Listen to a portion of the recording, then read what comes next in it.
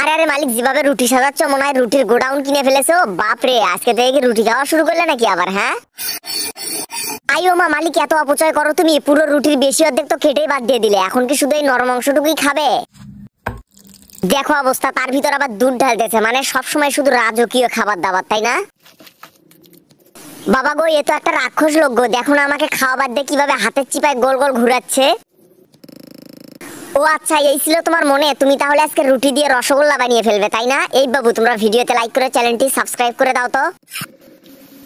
মালিক, তুমি রসগোল্লা বানাবে ভালো কথা, তো আমাদের কিভাবে তেলের ভিতর দিয়ে ভাজতেছো কেন? পিছন টিছন তো সব জ্বলে যাচ্ছে গো।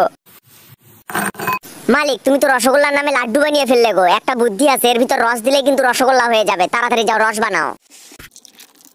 আরে রসে ভরা যৌবন আমার নয়া গাঙ্গের পানি। কি বাবু, কার কার জিভে জল চলে আসছে? তাড়াতাড়ি কমেন্ট করে বলো, কার কার রসগোল্লা খেতে ভালো লাগে, তাড়াতাড়ি কমেন্ট করে বলো।